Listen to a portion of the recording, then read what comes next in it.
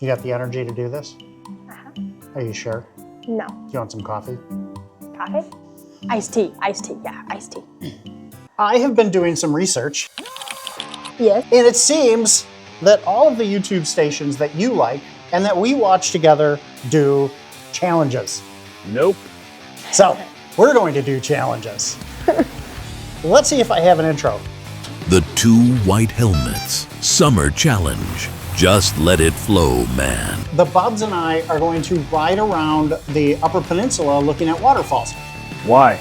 Not that big a deal most of the time, but the challenge is we're going to do it on our pit bikes. I want to go home.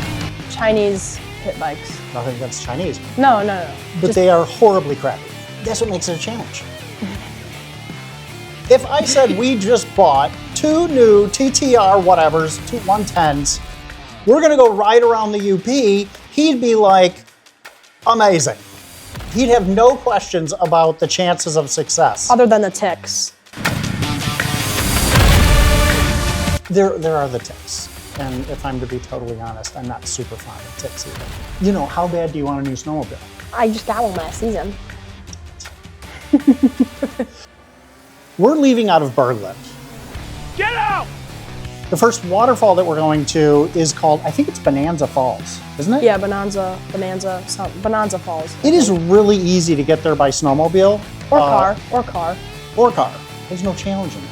Yeah, there's not. No one's gonna watch that. No. But if we put antlers on our head and light ourselves up like a Christmas tree and then ride down the trail in our broken Chinese pit bikes, I think it'll make amazing YouTube. Yes. I'd like to report something, please. We have to pick a route that is safe and legal, and somewhat safe. Probably want it legal. I just don't want to get ticks. I'm gonna have to deal with it. But what if they jump from the trees, Dad? The trees. They're paratrooping ticks. It's those paratrooping ticks.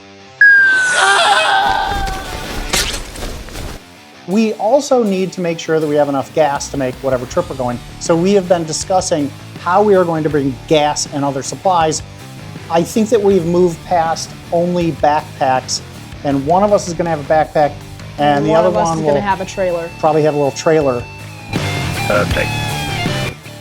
of some sort. of some sort tied to the pit bike, which should be entertaining. Yeah. So not only will we have Antlers. on our helmets, we will make something for the trailer so that we look so ridiculous to anybody passing by. If we were in trouble though, I mean, well, they might get us out there. No, they're still here. Might be like, I don't know anything to do with those two. Yeah. Yeah, I don't know. Well, I don't know. It should be good TV. I could kind of try to You kids shrink call so I this look TV? like a smaller kid than I actually am. Yeah, shrink it down. Well, you're immature.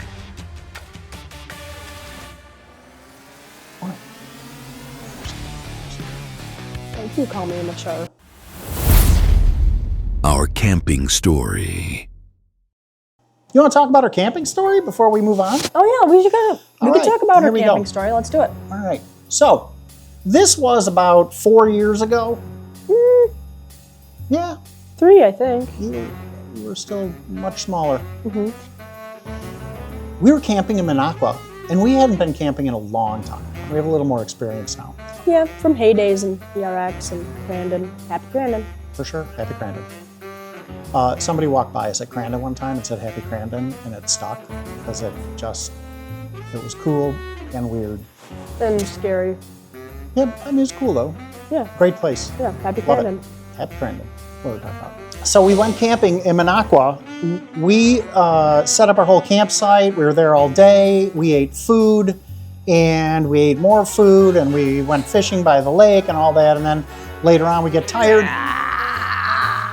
So we're there all day, and we eat. And we start a fire, and we're having fun. And we made grilled cheese. And we made grilled cheese.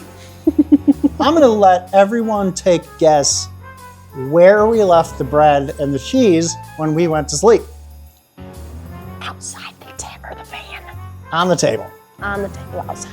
So our tent is here. and the table is here, and they're about 10 feet apart from one another, ish. What? Even less. Yeah, pretty close. Real close.